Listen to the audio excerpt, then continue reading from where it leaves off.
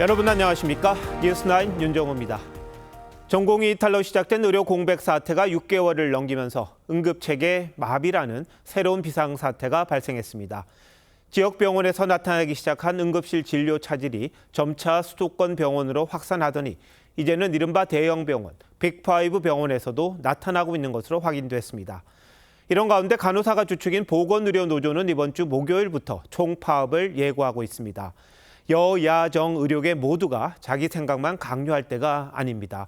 조금씩 물러서서 의료체계 최후의 보루, 응급실 붕괴는 막아야 하지 않겠습니까? 세계 최고라는 대한민국 의료 시스템의 위기 현장을 황민지 기자가 단독 보도합니다. 빅5 중 한 곳인 A병원 응급실 앞입니다. 최근 심장 수술을 받은 70대 남성이 아침부터 이상 증세를 보여 긴급 이송됐습니다.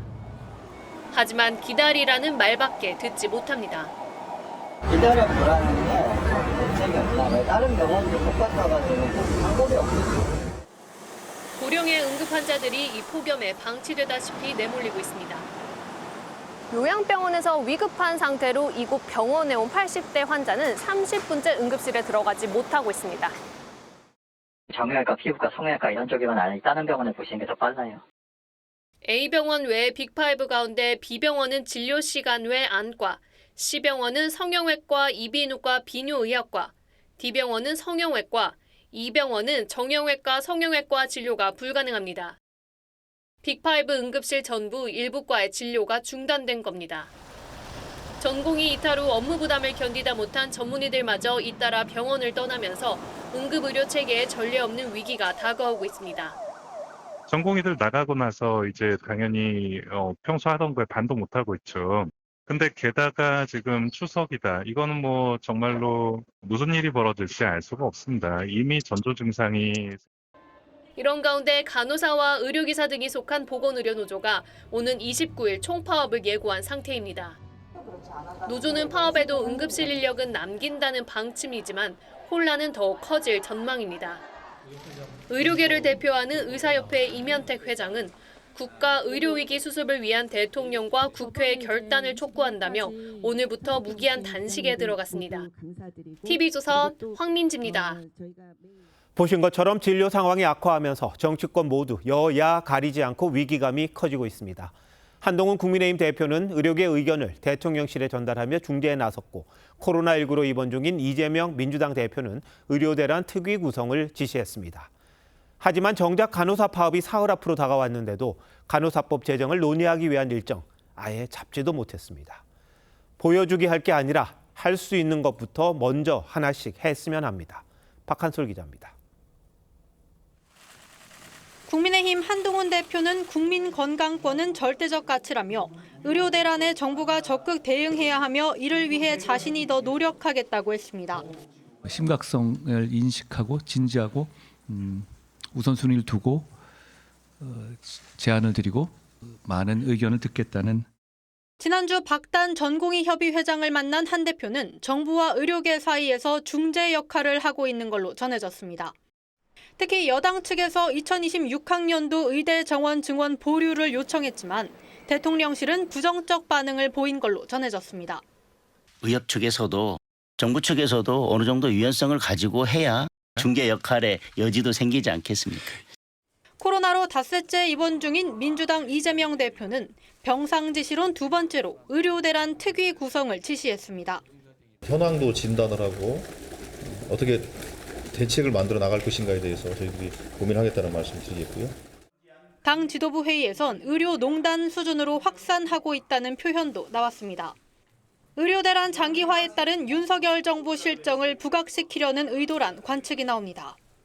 간호사가 주축이 된 보건의료노조가 오는 목요일 총파업을 예고했지만 여야가 진료지원 간호사의 업무에 대한 이견을 좁히지 못하면서 법안 심사 소위 일정도 잡지 못했습니다. TV조선 박한솔입니다. 민주당이 계엄령 주장에 이어 이번엔 독도 지우기 의혹을 연일 제기하면서 윤석열 정부 흔들기에 나섰습니다. 독도를 팔아넘기려고 한다는 주장까지 하면서 거세게 몰아붙이는데 무엇을 위한 공세인지 궁금합니다. 대통령실은 제1야당이 독도 영유권을 의심하는 게 더 큰 문제라고 반박했습니다. 장세희 기자입니다. 민주당 회의실에 대한민국 영토 독도를 지키겠다는 문구와 함께 독도 사진이 걸렸습니다. 윤석열 정부의 독도 지우기가 의심된다며 자신들이 막겠다는 겁니다. 한쪽에서는 친일파들이 득세하고 한쪽에서는 독도가 사라지고 있습니다. 이제 남은 것은 독도를 팔아 넘기는 일이라는 우려도 나오고 있습니다. 이재명 대표가 병상에서 지시한 대로 김병주 의원을 단장으로 하는 독도 지우기 조사단도 발족했습니다. 야당이 독도 지우기로 내세운 근거는 지난해 12월 군 정신교재에서 독도를 분쟁 지역으로 표현한 것과 독도 방어 훈련 비공개, 독도 조형물 철거 등입니다. 기시다 후미오 일본 총리 방안에 맞춰 독도 지우기에 나선 것이란 의혹도 제기했습니다. 독도를 지우고 역사를 지우고 윤석열 정권은 또 무엇을 지울 셈입니까?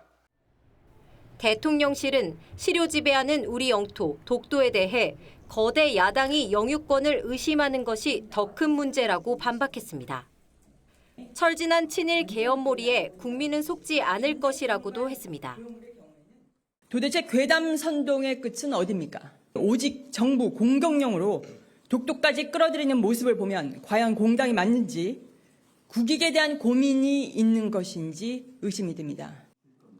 국민의힘은 후쿠시마 오염수 주장이 괴담으로 드러나자 잊지도 않은 독도 지우기 공세에 나섰다며 이재명 대표를 향해 괴담 선동 대신 회복에 전념하라고 꼬집었습니다. TV조선 장세희입니다. 정치권이 독도를 이슈화하는 게 과연 국익에 도움이 되는 건지 답답해하시는 분들도 많으실 겁니다. 독도 팔아넘기기를 주장하는 민주당은 집권 당시 한반도기에서 독도를 뺐던 적이 있습니다. 당시 야당이 항의하자 독도가 우리 땅인 걸 누가 모르냐는 식으로 대꾸했습니다.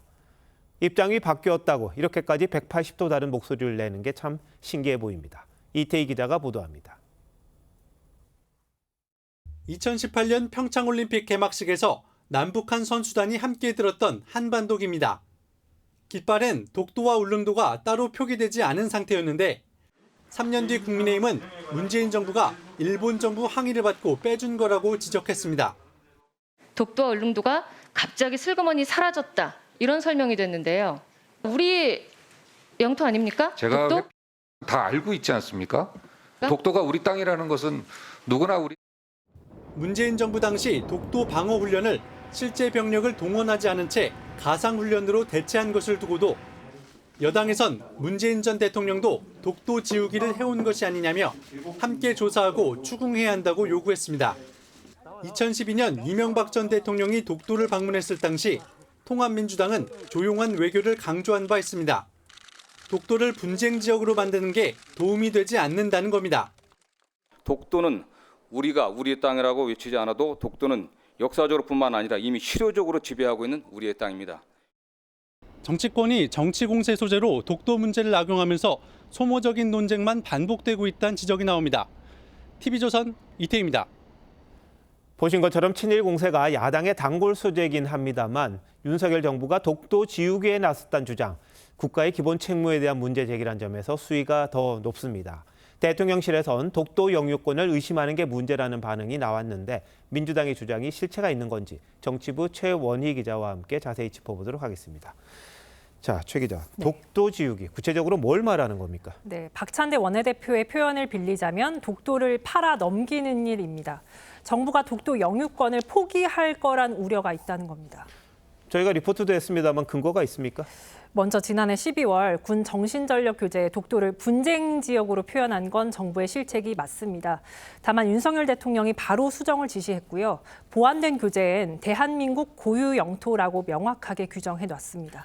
자, 독도 방어 훈련 비공개하는 거 이것도 지적을 했더라고요. 민주당은 실종이다 이런 표현을 썼던데 이건 어떻습니까? 네, 1986년부터 시작된 독도 방어 훈련은요. 독도를 분쟁 지역화하려는 일본 의도에 말려들지 않기 위해 비공개 훈련으로 진행돼 왔습니다. 이명박, 박근혜, 문재인 정부 때인 2008년, 2013년, 2019년 공개한 적이 있긴 한데 한일 관계가 좋지 않았을 때 항의적 성격이 강했습니다.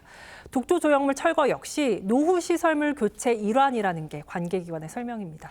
자, 그렇다면 뭐 팔아넘긴다 이런 말 좀 과한 것 같긴 합니다. 그런데 이재명 대표가 지금 입원 중이잖아요. 네. 병상에서 이렇게 진상조사를 하라 이렇게 지시했는데 어떤 의도입니까? 네, 과거에도 그래왔듯 사실 민주당 입장에서는 반일 공세는 가장 손쉬운 정치 공세 중 하나입니다. 특히 이번 주 학생들이 공부할 새 역사교과서 검정 결과가 나오는 상황이라서 관련 이슈를 미리 끌고 가는 게 전략적으로 도움이 될 수 있을 거다 이렇게 판단했을 수도 있습니다. 또 후쿠시마 오염수 방류 1년이 됐지만 민주당이 제기했던 의혹이 현실화하지 않은 상황에서 여권이 이를 지적하자 이에 대한 반격용이란 해석도 있습니다. 다만 묻지마 친일 공세엔 역풍이 불 수 있다 이런 지적도 적지 않습니다.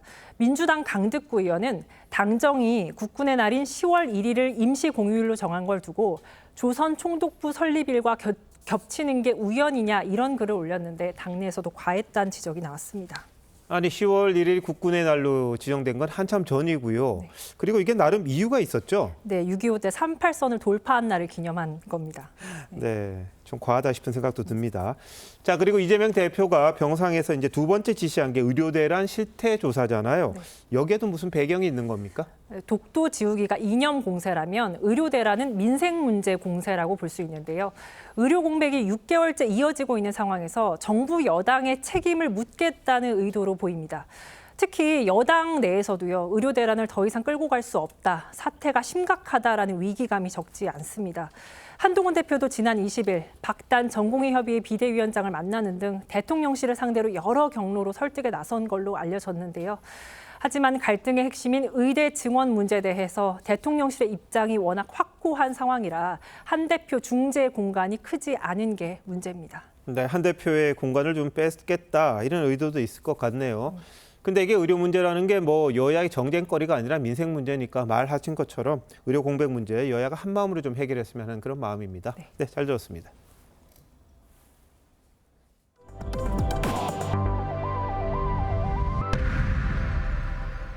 적진에 날아들어 목표물을 직접 타격하는 자폭 드론. 우크라이나전에서 그 진가를 보셨을 겁니다.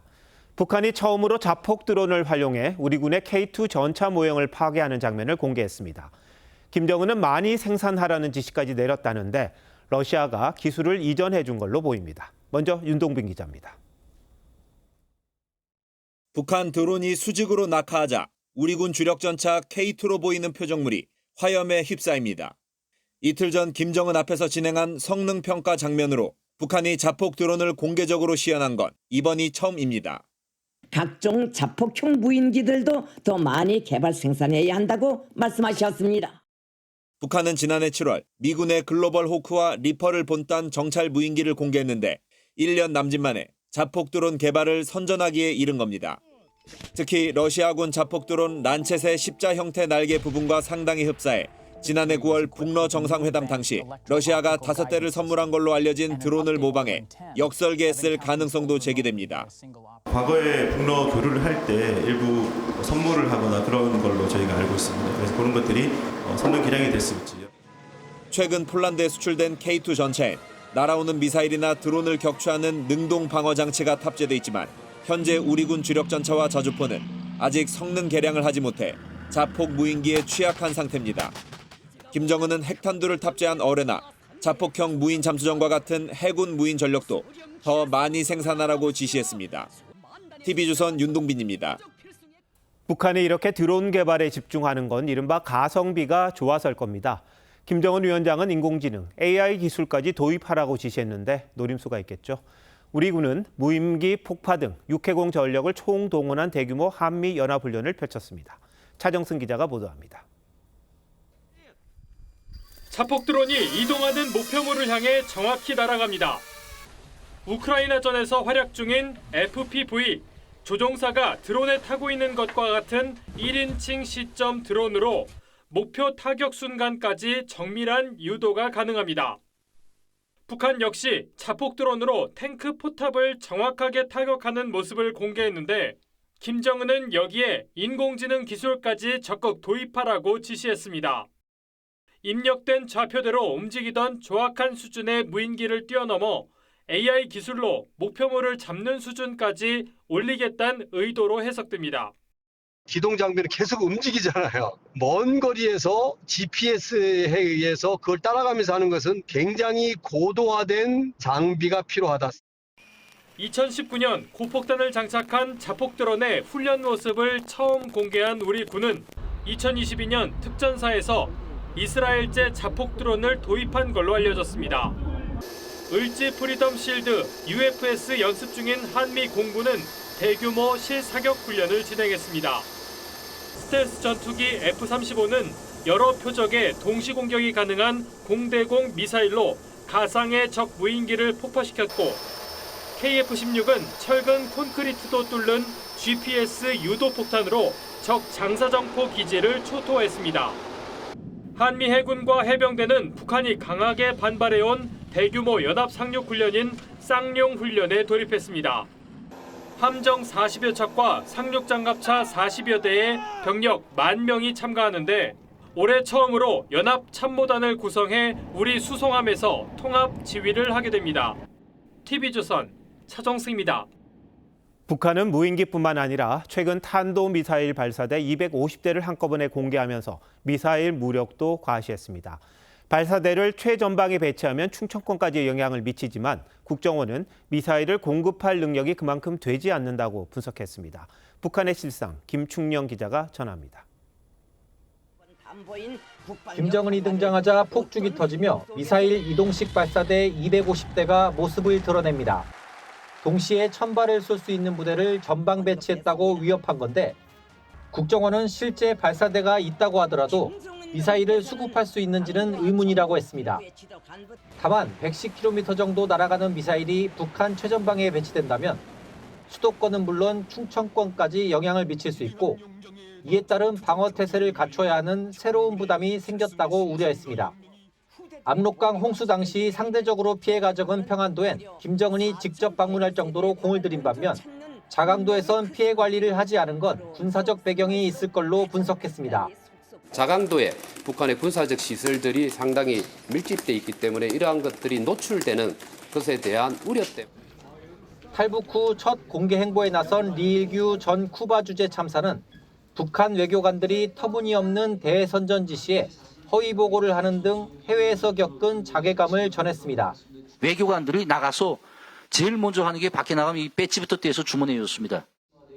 어느 순간부터 북한 해외 파견자들은 노스코리아라고 국적을 밝히는 걸 치욕스러워했다고도 말했습니다. TV조선 김충영입니다.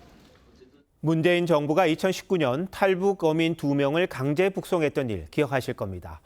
가지 않으려고 버티던 당시 동영상이 공개되면서 파장이 컸었죠.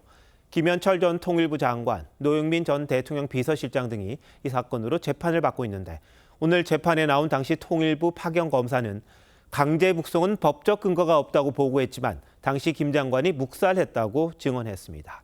전정원 기자입니다. 안대로 눈을 가린 채 포승줄에 묶인 남성 2명이 사법경찰에게 끌려갑니다. 한 남성은 군사분계선에 다다르자 운명을 직감한 듯 다리에 힘이 풀려 바닥에 주저앉습니다. 2019년 11월 문재인 정부는 탈북어민 2명을 강제 북송했습니다. 경로, 행적 이런 거를 종합적으로 판단했을 때 기순 의사가 없는 것으로 최종 결론을 내렸습니다. 오늘 강제 북송 재판에 당시 통일부의 법률 보좌역으로 파견됐던 A 검사가 증인으로 나왔습니다. A 검사는 강제 북송 당일 중범죄자가 북한에서 넘어왔는데 다시 돌려보낼 수 있느냐는 김 전 장관 질문에 법적 근거가 없다고 답했다며 강제 북송 사실을 나중에 알고 깜짝 놀랐다고 증언했습니다. 또 탈북민을 대한민국 국민으로 간주하는 헌법과 고문받을 위험이 있는 나라로 추방해서는 안 된다는 국제협약에 위반된다는 보고서까지 급히 작성했다고 증언했습니다. 김 전 장관 측은 탈북어민들의 퇴거 결정은 통일부 기능에 없었다며 무죄를 주장하고 있습니다. TV조선 전정원입니다. 손태승 전 우리금융지주 회장 친인척의 부당 대출 의혹과 관련해 이복현 금융감독 원장이 연일 우리은행 경영진을 질타하고 있습니다. 부당 대출을 파악하고도 늑장 대응한 점을 지적하고 있는데 왜 이런 초강경 발언이 나온 건지 윤태용 기자가 취재했습니다. 이복현 금감원장은 임종용 우리금융지주 회장과 조병규 은행장을 향해 책임론을 제기했습니다. 법상 보고해야 되는 것들이 제때 보고가 안 된 것들은 명확하기 때문에 그것들에 대해서 누군가는 지금 책임져야 되지 않을까. 사정은 이렇습니다. 금감원은 이달 초 우리은행이 손태승 전 우리금융지주 회장 친인척에게 350억 원을 부당 대출해줬다는 조사 결과를 발표했습니다. 친인척의 문서 위조도 확인하고 수사 의뢰했습니다. 그런데 우리은행 경영진은 이런 사실을 미리 알고도 제때 보고하지 않고 숨겼다는 게 금감원의 판단입니다. 금감원이 파악한 경영진의 인지 시점은 조병규 은행장은 지난해 9에서 10월 사이, 임종영 금융지주 회장은 지난 3월입니다. 금감원이 조사에 착수한 5월보다 최대 8개월 먼저 알고도 보고를 하지 않은 셈입니다. 뭔가를 숨길 수 있다는 전자에 저희가 그것들을 검사를 임한다든가 내지는 진상규명을 해야 되는 필요성이 이제 그런 인식이 저희가 있었던 거죠. 금융권에서는 이 원장이 사실상 경영진 사퇴를 압박하는 것 아니냐는 해석도 내놓고 있습니다. 우리은행은 금융당국의 조사와 검찰 수사에 성실히 임하겠다고 밝혔습니다. TV조선 윤태훈입니다. 금리 인상을 통해 가계대출을 조정하던 은행들이 대출 만기와 한도까지 줄이기로 했습니다. 수도권 집값 급등을 막기 위해 극약 처방을 내놓은 건데 금융정책이 오락가락하면서 소비자만 곤란을 겪는다는 지적입니다. 김창섭 기자가 보도합니다. KB국민은행은 29일부터 수도권 주택담보대출 만기를 최대 50년에서 30년으로 줄이기로 했습니다. 대출자가 매년 갚아야 하는 원리금을 늘려 대출 한도를 줄이겠다는 겁니다.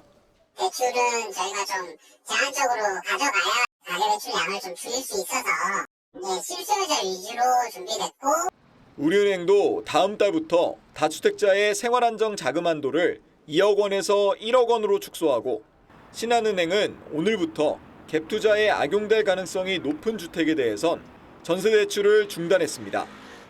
두 달 새 20차례 넘게 금리를 올렸던 은행들은 긴급 간담회를 열고 금리보단 대출 한도 조절로 가계부채에 대응하겠다고 밝혔습니다. 금리 인상이 시장 흐름에 역행한다는 여론이 커지는 가운데 금융당국도 금리 인상 행태를 비판하자 방향을 튼 겁니다. 금융소비자들은 혼란스럽다는 반응입니다. 계속 바뀌다 보니까 어떤 기준으로 대출을 좀 찾아야 되는지 이런 것들이 좀 혼란스러운 것 같습니다. 은행권에서도 한 달 새 20차례 넘게 금리를 올린 게 은행들의 독자 판단이었겠냐며 금융당국을 향해 우회적으로 불만을 표시했습니다. TV조선 김창섭입니다. MBC 사장을 교체하려던 윤석열 정부 계획이 지연될 전망입니다. 이 법원이 MBC 사장 선임 권한을 가진 방송문화진흥에 이사진 교체 제동을 건 건데요. 2인 체제 방통위에서 이사진을 선임한 건 위법의 소지가 있다고 봤기 때문입니다. 아시는 것처럼 박문진 이사를 정하는 건 방통위죠. 방통위는 야당 추천 방통위원 2명의 부재로 2인 체제 방통위가 유지돼 왔습니다. 정준영 기자입니다. 지난달 31일 이진숙 방송통신위원장과 김태규 부위원장은 임명 10시간 만에 방송문화진흥회 이사 6명을 임명했습니다. 공영방송의 공공성 및 공정성 확보를 위한 이사회 구성을 조속히 완료하겠습니다. 문재인 정부 때 임명된 권태선 이사장 등 기존 이사들은 서울행정법원에 새 이사 임명 처분을 막아달라며 집행정지를 신청했습니다. 방통위 구성 자체가 위법적인 상황에서 합의제 행정기구의 어떤 구성 원리에 따라서 갖추어지지 못한 상태에서 이루어졌다. 법원은 오늘 5명이 아닌 2명의 위원만으로 중요 사항을 의결하는 것은 공정성과 독립성을 보장하려는 방통위법의 입법 목적을 저해한다며 집행정지를 인용했습니다. 방통위는 야당이 위원 2명을 추천하지 않으면서 2인 체제가 됐습니다. 법원 결정에 따라 권 이사장 등은 후임 이사가 임명될 때까지 직무를 이어가게 됐고 MBC 경영진 교체도 기약 없이 미뤄질 전망입니다. TV조선 정준영입니다. 이로써 당분간 MBC 사장 교체는 어렵게 됐습니다. 방송통신위원회는 곧바로 항고를 예고했고 대통령실도 2심 판단까지 보겠다는 입장을 밝혔지만 여권 내부에서는 당혹감이 적지 않습니다. 박문진 이사진 인선을 넘어서 이 방통위 기능과 이진숙 방통위원장 탄핵 결정에까지 영향을 줄 가능성이 있기 때문인데요. 조성호 기자가 보도합니다. 방송문화진흥회의 새 이사진 임명에 제동을 거는 법원 판결에 방송통신위원회는 즉시 항고를 통해 법과 원칙에 따른 이사 선임 의결이란 점을 소명할 것이라고 했습니다. 지금 집행정지 인용됐어요. 어떻게 생각하십니까? 제가 가지고 있는 생각은 좀 전에 말씀드린 것하고 같습니다. 대통령실은 사법부 판단은 늘 존중하고 항고심에서 판단받게 될 것이란 짤막한 입장만 냈는데 여권 내부에선 당혹스러워하는 기류도 적지 않습니다.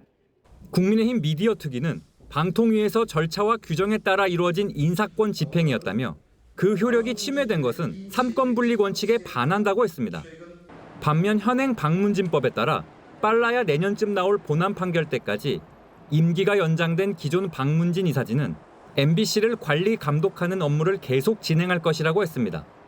방통위의 항고에 대한 2심 판단은 길면 수개월이 걸리고 본안 소송은 1, 2년이 걸리기 때문에 방문진 이사 교체까진 상당한 시일이 걸릴 전망입니다. 현재 직무정지 상태인 이진숙 위원장의 헌법재판소 심리에도 영향을 줄 거란 관측이 나오는데 오는 10월 헌재 소장을 포함한 재판관 3명의 임기가 끝난 뒤 국회 추천 몫인 후임 인선에 대한 여야 합의가 이루어지지 않을 경우 이 위원장에 대한 탄핵 심판 절차도 차질을 빚을 가능성이 있습니다. TV조선 조성호입니다. 이원석 검찰총장이 김건희 여사 명품 수수 사건을 수사심의위원회에 회부한 데 대해 민주당은 보여주기 유식행위라고 비판했죠. 수사심의위원 구성에 대한 우려를 드러냈던 건데 이 총장이 위원회 구성과 결론에 총장 본인은 전혀 관여할 수 없다며 공정한 사건 처리를 강조했습니다. 권영석 기자입니다. 출근길 취재진 앞에 선 이원석 검찰총장이 김건희 여사 명품 수수 사건을 수사심의위원회에 회부한 이유를 직접 밝혔습니다. 소모적인 논란이 지속되고 있기 때문에 검찰 외부의 의견까지 들어서 공정하게 사건을 매듭지는 것이 바람직하다는 그런 생각입니다. 청탁금지법 위반 외에 알선수재와 변호사법 위반 여부까지 낱낱이 살펴 논란의 소지를 없애려는 취지란 겁니다. 민주당이 요식행위라고 비판한 데 대해선 총장이 위원회에 개입할 수 없는 구조라며 적극 반박했습니다. 위원회의 운영과 결론까지 모두 독립적으로 그리고 공정하게 진행됩니다. 제가 관여할 수가 없는 것입니다. 수사심의위원회는 법조계와 학계 등 외부 전문가 150에서 300명 가운데 무작위 추첨을 통해 선정된 15명으로 구성됩니다. 위원 명단과 심의 과정 모두 비밀이며 검찰총장은 결론만 보고받습니다. 수사팀 검사와 사건 관계인이 참석해 의견을 제시할 수는 있지만 표결에 참여할 수는 없습니다. 이 총장이 자신의 임기 내에 사건을 마무리하겠다고 밝힌 만큼 대검은 이번 주 중으로 위원회 구성에 착수할 계획입니다. TV조선 권영석입니다. 최태원 SK 회장의 동거인인 김희영 이사장이 노소영 관장에게 위자료 20억 원을 직접 한 번에 송금했습니다. 법원 판결 나흘 만인데 이 노 관장 측은 돈만 주면 그만이냐며 불쾌감을 드러냈습니다. 한지은 기자입니다. 지난 22일 서울가정법원은 최태원 회장과 김희영 이사장이 공동으로 노소영 관장에게 위자료 20억 원을 지급하라고 판결했습니다. 위자료 액수로 역대 최대입니다. 김 이사장은 즉시 항소하지 않겠다며 사과했고 원고인 노소영 씨께 다시 한번 진심으로 사과의 말씀을 드립니다. 판결 나흘 만인 오늘 위자료 20억 원 전액을 노 관장에게 보냈습니다. 김 이사장 변호인은 김 이사장이 해외 출장 나가기 전에 직접 은행에 들러 송금했다며 책임감 있는 모습을 보이려고 한 것이라고 했습니다. 하지만 노 관장 측은 사전 협의나 통보도 없이 일방적으로 입금했다며 돈만 주면 그만 아니냐는 인식 아니냐고 반발했습니다. 다만 노 관장이 항소하지 않는다면 판결은 그대로 확정됩니다. 이와 별도로 1조 3천억 원대 재산 분할을 포함한 최 회장과 노 관장의 이혼 소송은 현재 대법원에 계류 중입니다. TV조선 한지은입니다. 올여름 기록적 폭염도 끝이 보이기 시작했습니다. 오늘도 한낮 체감 온도는 35도까지 치솟았지만 아침 저녁으로는 에어컨 없이 버틸 만한 날들이 이어지고 있죠. 기상청도 더위가 절정을 지났다는 판단인데요. 10호 태풍 산산이 변수로 남았습니다. 신경희 기자가 설명합니다. 서울 관광에 나선 외국인 관광객이 분수대를 지나며 더위를 식힙니다. 체감온도 35도까지 치솟는 한낮의 열기는 밤이 되어도 좀처럼 식질 않습니다. 어제는 유독 더워서 원래도 에어컨을 잘 안 틀고 자는데 하루 종일 틀고 잤습니다. 빨리 이 더위가 끝났으면 좋겠네요.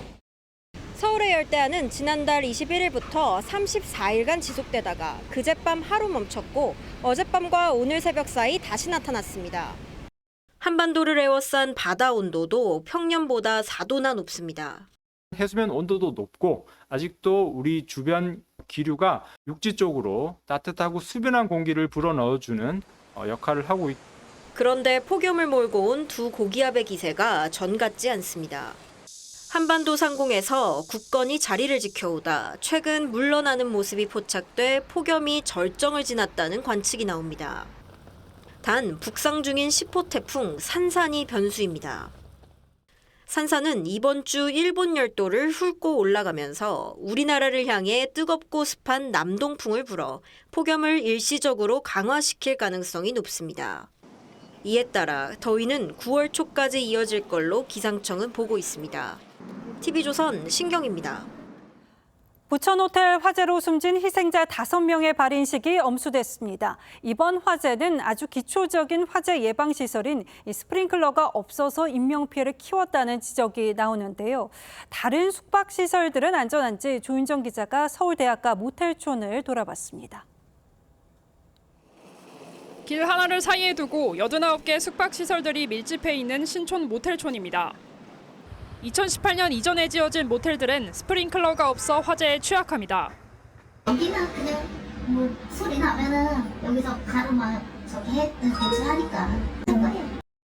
부천 호텔 화재가 일어난 지 나흘밖에 안 지났지만 안전불감증은 여전합니다. 방에 따라 스프링클러였죠. 그래도 복도마다 소화기가 2대씩 다 있거든요. 지난 2019년부터 5년간 숙박시설에서 발생한 화재는 1,800건이 넘고 32명이 숨졌습니다. 불안감이 커지지만 스프링클러도 별로 없는 곳도 많이 봤고 화재 경보기도 아예 없는 숙박시설에 많이 체험을 했다 보니까 안전규제에는 구멍이 뚫려 있습니다. 소방법상 숙박시설에 대한 스프링클러 설치 의무는 1992년 지상 11층 이상, 2018년 6층 이상에만 적용되다가 2022년 12월에야 전체로 확대됐습니다. 신촌 모텔촌처럼 오래된 시설들은 안전 사각지대로 남아있는 겁니다. 어제와 오늘 부천 호텔 화재 희생자 7명의 발인이 엄수된 가운데 또 다른 참사를 막기 위한 대책 마련이 시급하다는 지적이 나옵니다. TV조선 조윤정입니다. 우리의 일상을 위협하는 또 다른 우려는 없는지 이번에는 초등학교 주변을 안전 점검해봤습니다. 보통 초등학교 주변은 어린이 보호구역이어서 차를 세울 수가 없습니다. 어린이 승하차 구역으로 지정된 곳에서만 주정차가 가능한데요. 워낙 그 숫자가 적어서 등하교 시간만 되면 이 학생들 안전이 위협받는 일이 반복되고 있습니다. 곽승환 기자가 취재했습니다. 서울의 한 초등학교 앞 도로. 학교 시간이 되자 길가에 정차한 차들이 길게 늘어서고 학생들은 인도와 도로 경계석 위를 위태롭게 걸어 차에 탑니다. 자녀를 데리러 온 학부모들은 초등학교 주변에는 정차할 곳이 마땅치 않아 이렇게 건너편 길가에 차를 세우고 기다리고 있습니다. 빵빵 그러면서 막 욕하고 가시길래 죄송합니다고는 했는데 어쨌든 대책이 없습니다. 눈치 보면서 그러니까요. 있다고. 학교 앞에 일방 통행 도로뿐인 다른 초등학교에서도 학교 시간이 되자 학부모가 탄 차들이 인도 위로 올라가고 도로를 막고 서면서 순식간에 혼잡해집니다. 주정차를 금지하는 어린이 보호구역을 피하려다 보니 방법이 없는 겁니다. 주변에 차 댈 데가 없으니까 꼭 시간을 거의 맞춰서 나와서 혹시 안 맞으면 한두 번 정도 돌아요.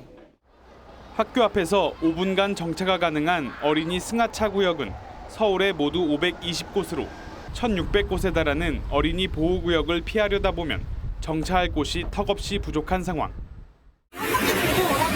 애하고 핸드폰 연동 경우 연락이 안 되니까 특히 1학년 1, 2학년은 좀 어리니까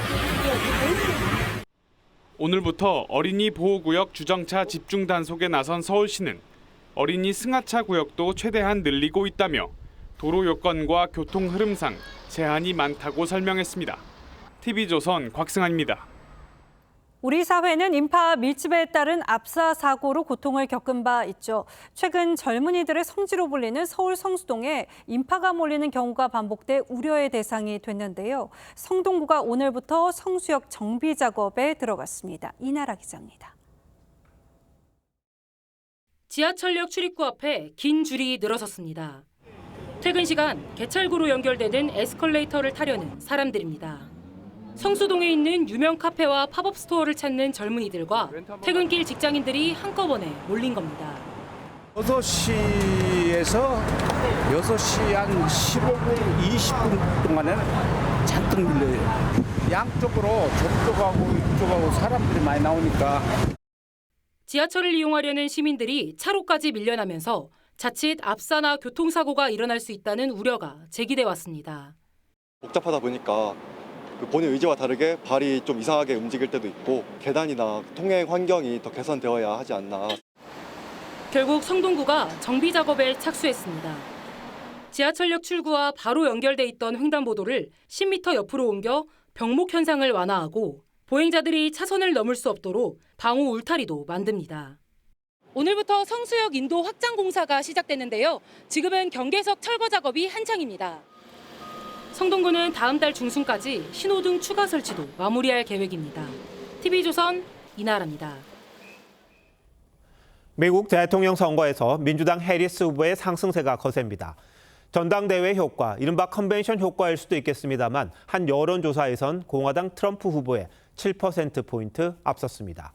선거자금 모금액도 미국 선거 사상 최대를 기록해 순풍에 돛단 듯합니다. 이태영 기자의 보도입니다. I promise to be a president for all Americans. 전당대회 뒤 첫 여론조사에서 해리스 후보가 트럼프 후보를 7%포인트 앞선 것으로 나타났습니다. 특히 여성 유권자 사이 격차는 18%포인트로 더 벌어졌습니다. I also think that women in this country are shocked that we have an opportunity so quickly to elect a woman president. 상승세는 선거자금 모금에서 더 두드러집니다. 해리스는 모금 한 달 만에 5억 4천만 달러, 우리 돈 7,100억여 원에 이어 전당대회 기간인 나흘 동안만 8,200만 달러, 1,000억 원 넘게 모금했습니다. 지난달 기준 해리스의 모금액은 트럼프의 4배가 넘습니다. 여기에 트럼프 행정부 당시 국가안보보좌관이었던 맥메스터 장군도 대선을 2달 앞둔 트럼프에게 찬물을 끼얹었습니다. How the vitriol in our domestic politics is not only bad for our psyche, but it also undermines our ability to govern effectively. 맥메스터 장군은 발간을 앞둔 회고록에서 북한군이 열병식을 할 때 북한군 전체를 제거하면 어떨까 같은 트럼프의 극단적인 발언에도 참모들은 각하의 본능은 언제나 옳습니다라며 경쟁적으로 아부했다고 폭로했습니다. TV조선 이태형입니다. 중동 지역 정세는 살얼음 판입니다. 헤즈볼라와 정면 충돌한 이스라엘이 가자 지구에도 공습을 퍼부었고 휴전 협상은 결렬됐습니다. 여기에 헤즈볼라가 이스라엘의 재보복 가능성을 시사하면서 긴장이 계속 커지고 있습니다. 황정민 기자가 보도합니다. 요란한 총성 속에 이스라엘군이 폐허가 된 건물로 진입합니다. 이스라엘 폭격으로 상공에선 연기 구름이 피어오릅니다. وهي معطونا قرار نطلع من الأقصى وأنا مش عارفة وين بدي أروح أنا وأولادي ونص أولادي تركتهم بالرقصات. 현지 시간 25일 가자지구 보건부는 이스라엘 공습으로 하루 사이 71명이 숨져 누적 사망자가 4405명으로 늘었다고 발표했습니다. 상황이 더 악화하면서 휴전 협상은 아무런 성과 없이 끝났습니다.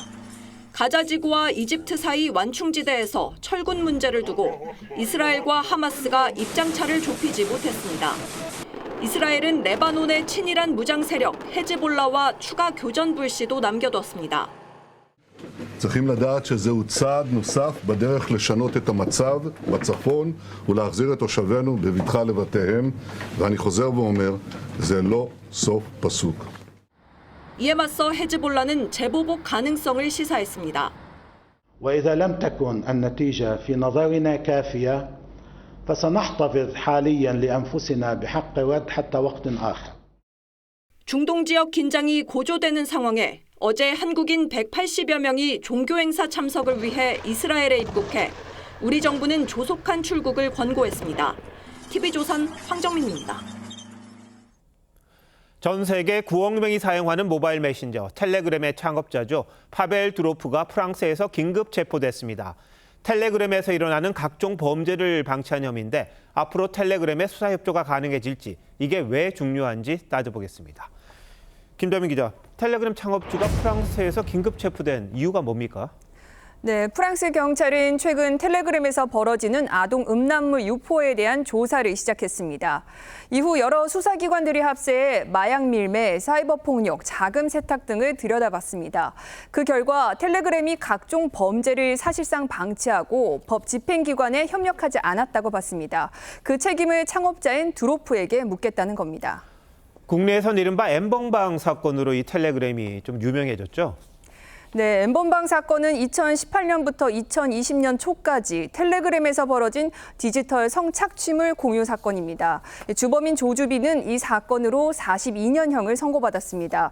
하지만 이후로도 유사 범죄는 끊이지 않았고 올해만 해도 서울대 엠번방, 인하대 딥페이크 채팅방 사건이 터졌습니다. 최근에는 마약 유통과 판매 상당수가 텔레그램을 통해 이뤄지고 있습니다. 텔레그램이 각종 범죄의 온상이 된 건 아주 뛰어난 보안성, 그것 때문이겠죠? 네, 텔레그램의 강점은 메시지나 문서를 암호화한 강력한 보안에 있습니다. 텔레그램 본사는 전 세계 수사 당국의 협조 요청을 거의 들어주지 않는데 엠번방 사건 당시 우리 경찰도 계정 정보를 여러 차례 요청했지만 회신을 받지 못했습니다. 텔레그램은 전혀 수사에 협조하지 않는 걸로 유명하고 범죄하는 사람들 입장에서는 나중에 수사가 됐을 경우에 회사 때문에 자기들이 불리해지는 경우는 없다고 생각하니까 더 많이 이용하는 거고요. 뭐 창업주가 체포됐으니까 그럼 텔레그램이 수사에 협조할 가능성도 생기는 겁니까? 네, 두로프가 체포되자 텔레그램은 플랫폼과 소유자가 플랫폼의 남용에 대해 책임이 있다는 주장은 터무니없다고 반발했습니다. 두로프는 평소 개인정보와 표현의 자유를 수호하겠다고 말해왔는데요. 범죄를 방치한 것인지 표현의 자유 수호인 것인지가 법적 쟁점이 될 것으로 보입니다. 네, 국제사회에서도 아주 큰 이슈가 됐군요. 그렇다면 이 해외에서는 두로프의 체포를 꼭 뭐 찬성만 하는 건 아닐 것 같은데 비판 여론도 있는 겁니까? 네, 그렇습니다. 표현의 자유 수호를 주장해온 일론 머스크 테슬라 CEO는 드로프의 체포를 비판하는 게시물을 올렸습니다. 전 폭스뉴스 진행자인 터커 칼슨은 정부기관의 검열을 거역하면 받을 수 있는 경고를 보여준다고 비판했습니다.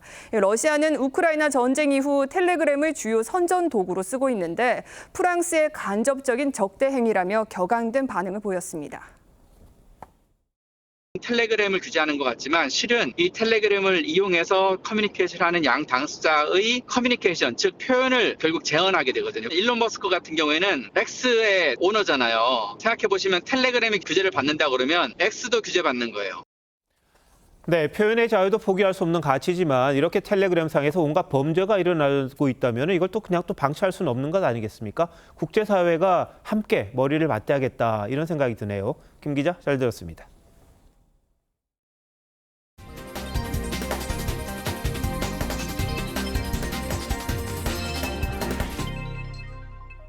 지난 4월 중국으로 떠난 자이언트 판다 푸바오가 다시 우리 곁으로 찾아옵니다. 스크린을 통해서인데요. 지금까지 공개되지 않았던 푸바오의 다양한 모습이 담겨 있어서 기대를 키웁니다. 주재용 기자입니다. 쓰레기통에 매달린 푸바오가 그대로 뒤로 넘어집니다. 잠시 뒤 쓰레기통을 정리하던 사육사가 눈물을 터뜨립니다. 이미 푸바오는 우리의 가족이기 때문에 저는 잊혀지지 않을 것 같습니다. 다음 달 개봉하는 푸바오 영화 속 한 장면입니다. 푸바오가 중국으로 떠나기 전 마지막 석 달간의 이별 과정을 담고 있는데 그동안 외부에 공개되지 않았던 사육사들과 푸바오의 미공개 에피소드가 대거 공개될 예정입니다. 그러니까 온 가족이 볼 수 있는 그런 따뜻한 영화인 것 같아요. 다큐멘터리와 애니메이션이 결합된 이른바 다큐메이션 기법을 활용해 푸바오의 어린 시절 이야기도 함께 다뤄집니다. 온라인에는 개봉일 첫 해 예매를 했다며 인증글이 올라오고 있고 예고편을 보고 눈물을 흘렸다는 글들도 이어지고 있습니다. 너무 기대돼요. 왜냐하면 제가 이제 푸바오를 보러 갔었는데 줄이 너무 길어서 못 봤었거든요. 개봉이 아직 열흘 가까이 남았지만 한 영화관 예매 순위 20위권에 오르는 등 벌써부터 뜨거운 관심을 받고 있습니다. TV조선 주재용입니다. 홍명보 축구대표팀 감독이 홍명보호 1기 명단을 발표했습니다. 고교생 K리거 양민혁을 비롯해서 선수 4명이 새롭게 발탁됐는데요. 미래지향적인 팀을 만들겠다는 홍 감독의 의지가 엿보이는지 확인해 보시죠. 이다솜 기자입니다. 가장 눈에 띄는 발탁은 고등학생 신분으로 K리그에 돌풍을 일으킨 18살 양민혁입니다. 18세 132일로 주장 손흥민보다 20일 앞선 기록입니다. 그동안 보여줬던 모습들은 충분히 대표팀에 들어올 자격이 전 있다라고 생각이 듭니다. 지금은 그 선수한테 기회를 주는 게 전 맞다라고 생각합니다. 양민혁은 2006년생답지 않은 차분하면서도 의젓한 소감을 전했습니다.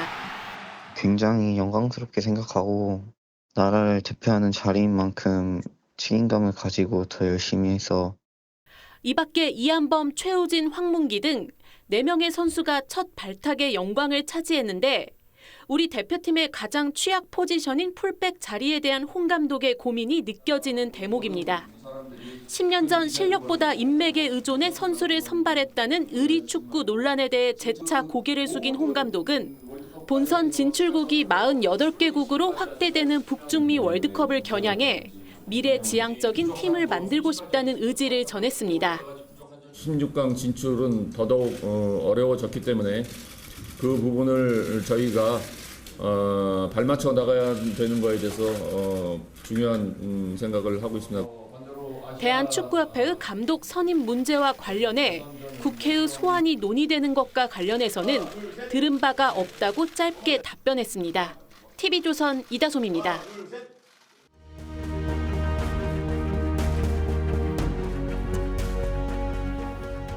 교도소 도서관에서 죄수가 알렉산드르 뒤마의 탈옥소설 몽테크리스토 백작을 집어듭니다. Count of Monte Cristo by Alexandre Dumas. 뒤마를 덤S로 읽고는 낄낄댑니다. 뭐 눈에는 뭐만 보이는 법입니다. 부처의 눈으로 보면 다 부처로, 돼지의 눈으로 보면 다 돼지로 보입니다. 화담 서경덕이 길에서 우는 사내를 만났습니다. 사내는 실명해 40년을 살다가 눈을 떴습니다. 기뻐서 집으로 가려는데 어디가 어딘지 모르겠다고 합니다. 서화담이 일렀습니다. 도로 눈을 감으라. 사내는 지팡이로 길을 찾아 귀가했습니다. 눈을 뜨는 순간 마음의 눈을 잃어버린 겁니다. 열화의 장터에서 요술을 구경한 연암 박지원이 썼습니다. 눈속임에 속는 게 아니다.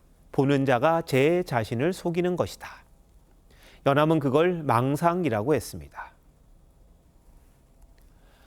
이재명 대표가 윤석열 정부의 전방위 독도 지우기 의혹을 조사하라고 당에 지시했습니다. 서울 일부 지하철역과 전쟁기념관의 독도 조형물 철거가 대통령실 지시가 아니냐는 겁니다. 두 기관 모두 조형물이 낡아 새로 설치하겠다고 밝혔습니다. 시설물 몇 개 손대면 국민의 시야에서 독도가 지워진다는 발상, 민주당답습니다.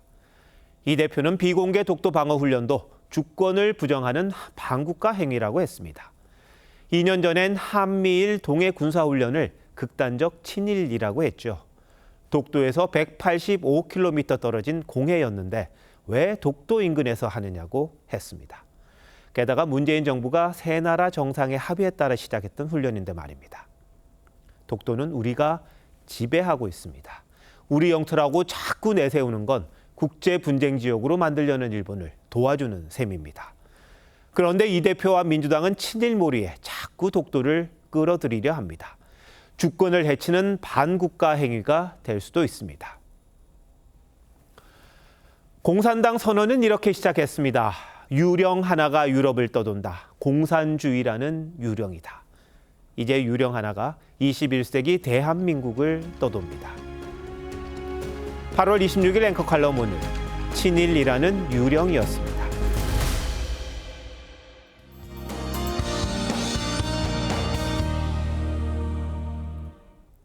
극심한 수준의 폭염은 아니더라도 습도 높은 더위는 여전합니다. 내일 아침 서울의 최저기온 25도로 다시 열대야가 나타나겠고 한낮에는 32도까지 오르겠습니다. 내일은 전국 대부분 지역에 소나기가 내립니다. 양은 5에서 40mm가량이 예상되고요. 동풍의 영향으로 내일 오전부터 모레까지 동해안 지역과 제주도에는 비가 내리겠습니다. 내일 아침 청주와 대전 25도 등으로 오늘과 비슷하겠습니다. 한낮에는 오늘보다 1, 2도가량 기온이 낮겠고요. 폭염특보가 해제된 일부 동해안 지역은 30도를 밑도는 곳도 있겠습니다. 내일 남해안과 제주 해안에서는 강한 너울성 파도를 조심하셔야겠습니다. 수요일부터 목요일 사이 서울의 열대야도 일시적으로 힘을 잃겠고요. 주 중후반에는 동풍이 강화되면서 서쪽 지역을 중심으로 폭염특보가 강화될 가능성이 있겠습니다. 날씨였습니다. 8월 26일 월요일 뉴스나잇 마칩니다. 시청해주신 여러분 고맙습니다.